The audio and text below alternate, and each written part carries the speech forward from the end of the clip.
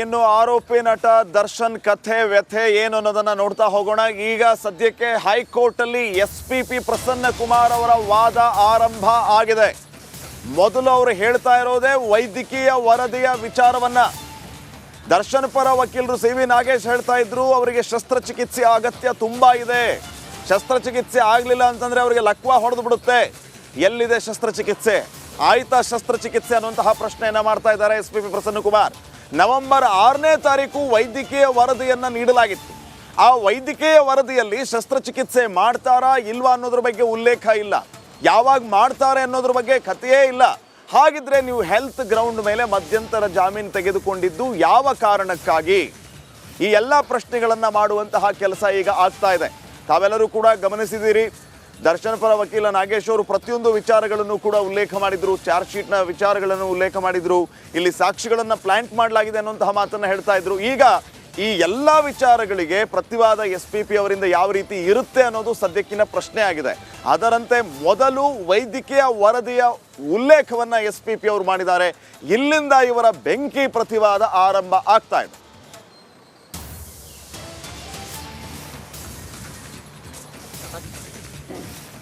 ದರ್ಶನ್ಗೆ ಇವತ್ತು big day. ಕಾರಣ ಹೈಕೋರ್ಟ್ನಲ್ಲಿ ರೆಗ್ಯುಲರ್ ಬೇಲ್ ಅರ್ಜಿಯ ವಿಚಾರಣೆ.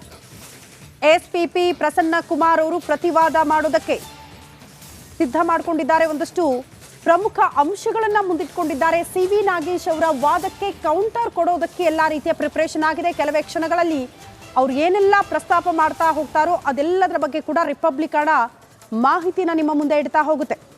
ಹೇಗಾದ್ರೂ ಮಾಡಿ ರೆಗ್ಯುಲರ್ ಜಾಮೀನು ಪಡೆದುಕೊಳ್ಳಲೇಬೇಕು ಅಂತ ದರ್ಶನ್ ನಿರ್ಧಾರ ಮಾಡ್ದಂಗೆ ಕಾಣಿಸುತ್ತೆ. ಹಾಗಾಗಿ ಅವರ ಪರ ಸಿ.ವಿ. ನಾಗೇಶ್ ಅವರು, ನಾವು ಆರಂಭದಲ್ಲೇ ಹೇಳ್ಬಿಟ್ವಲ್ಲ, ಬೆಂಕಿ ವಾದ ಇತ್ತು ಅಂತ ಆ ರೀತಿ ಅಂಶಗಳನ್ನ ಪ್ರಸ್ತಾಪ ಮಾಡಿದ್ರು. ಈಗ ಎಸ್ಪಿಪಿ ಅವರ ಕೌಂಟರ್ ಅಟ್ಯಾಕ್ ಹೇಗಿರುತ್ತೆ ಅನ್ನೋದೇ ಸದ್ಯ ಇರುವ ಕುತೂಹಲ.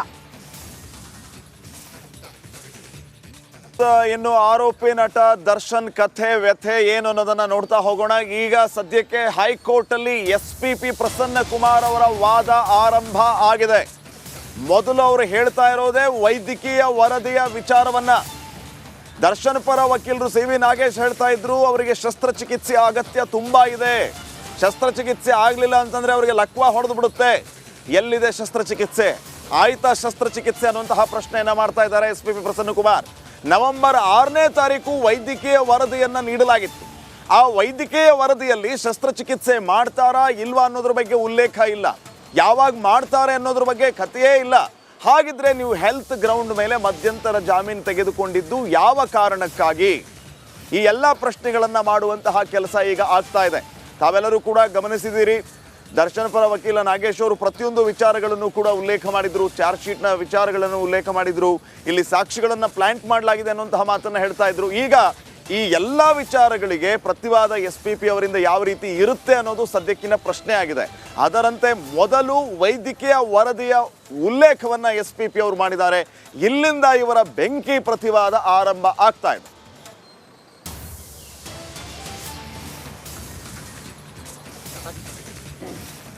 ದರ್ಶನ್ಗೆ ಇವತ್ತು ಬಿಗ್ ಡೇ. ಕಾರಣ ಹೈಕೋರ್ಟ್ನಲ್ಲಿ ರೆಗ್ಯುಲರ್ ಬೇಲ್ ಅರ್ಜಿಯ ವಿಚಾರಣೆ.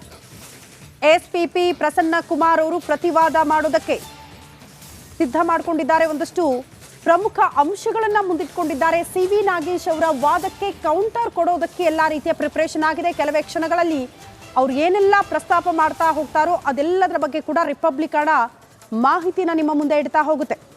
ಹೇಗಾದ್ರೂ ಮಾಡಿ ರೆಗ್ಯುಲರ್ ಜಾಮೀನು ಪಡೆದುಕೊಳ್ಳಲೇಬೇಕು ಅಂತ ದರ್ಶನ್ ನಿರ್ಧಾರ ಮಾಡ್ದಂಗೆ ಕಾಣಿಸುತ್ತೆ. ಹಾಗಾಗಿ ಅವರ ಪರ ಸಿ.ವಿ. ನಾಗೇಶ್ ಅವರು, ನಾವು ಆರಂಭದಲ್ಲೇ ಹೇಳ್ಬಿಟ್ವಲ್ಲ, ಬೆಂಕಿ ವಾದ ಇತ್ತು ಅಂತ ಆ ರೀತಿ ಅಂಶಗಳನ್ನ ಪ್ರಸ್ತಾಪ ಮಾಡಿದ್ರು. ಈಗ ಎಸ್ಪಿಪಿ ಅವರ ಕೌಂಟರ್ ಅಟ್ಯಾಕ್ ಹೇಗಿರುತ್ತೆ ಅನ್ನೋದೇ ಸದ್ಯ ಇರುವ ಕುತೂಹಲ.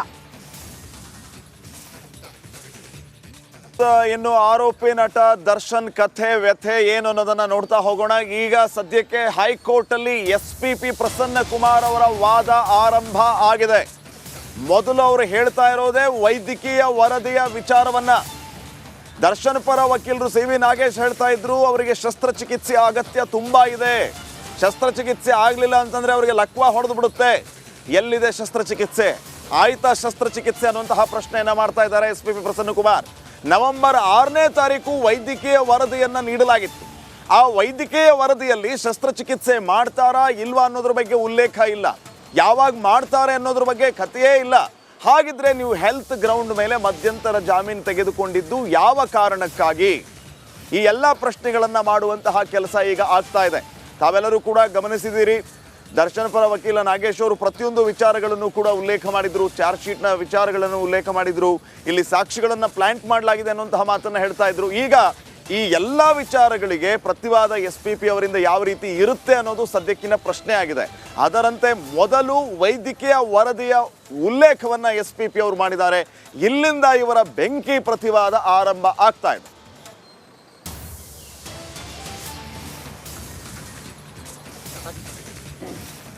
ದರ್ಶನ್ಗೆ ಇವತ್ತು ಬಿಗ್ ಡೇ. ಕಾರಣ ಹೈಕೋರ್ಟ್ನಲ್ಲಿ ರೆಗ್ಯುಲರ್ ಬೇಲ್ ಅರ್ಜಿಯ ವಿಚಾರಣೆ.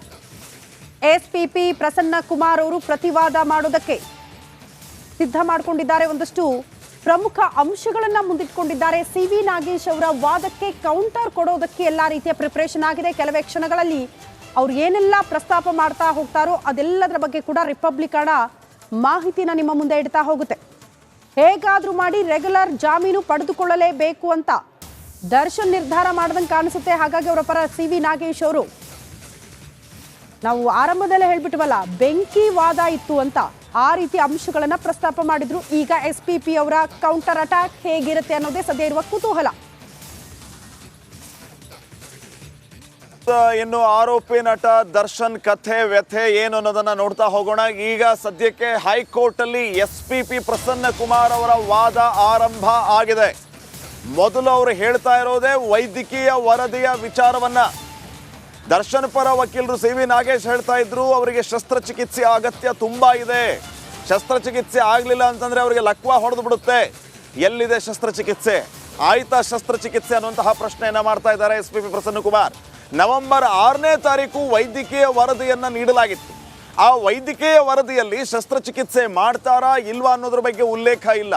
ಯಾವಾಗ ಮಾಡ್ತಾರೆ ಅನ್ನೋದ್ರ ಬಗ್ಗೆ ಕಥೆಯೇ ಇಲ್ಲ.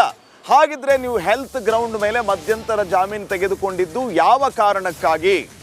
ಈ ಎಲ್ಲ ಪ್ರಶ್ನೆಗಳನ್ನ ಮಾಡುವಂತಹ ಕೆಲಸ ಈಗ ಆಗ್ತಾ ಇದೆ. ತಾವೆಲ್ಲರೂ ಕೂಡ ಗಮನಿಸಿದ್ದೀರಿ, ದರ್ಶನ್ ಪರ ವಕೀಲ ನಾಗೇಶ್ ಅವರು ಪ್ರತಿಯೊಂದು ವಿಚಾರಗಳನ್ನು ಕೂಡ ಉಲ್ಲೇಖ ಮಾಡಿದ್ರು, ಚಾರ್ಜ್ ಶೀಟ್ನ ವಿಚಾರಗಳನ್ನು ಉಲ್ಲೇಖ ಮಾಡಿದ್ರು, ಇಲ್ಲಿ ಸಾಕ್ಷಿಗಳನ್ನು ಪ್ಲಾಂಟ್ ಮಾಡಲಾಗಿದೆ ಅನ್ನುವಂತಹ ಮಾತನ್ನ ಹೇಳ್ತಾ ಇದ್ರು. ಈಗ ಈ ಎಲ್ಲ ವಿಚಾರಗಳಿಗೆ ಪ್ರತಿವಾದ SPP ಅವರಿಂದ ಯಾವ ರೀತಿ ಇರುತ್ತೆ ಅನ್ನೋದು ಸದ್ಯಕ್ಕಿನ ಪ್ರಶ್ನೆ ಆಗಿದೆ. ಅದರಂತೆ ಮೊದಲು ವೈದ್ಯಕೀಯ ವರದಿಯ ಉಲ್ಲೇಖವನ್ನ SPP ಅವರು ಮಾಡಿದ್ದಾರೆ. ಇಲ್ಲಿಂದ ಇವರ ಬೆಂಕಿ ಪ್ರತಿವಾದ ಆರಂಭ ಆಗ್ತಾ ಇದೆ.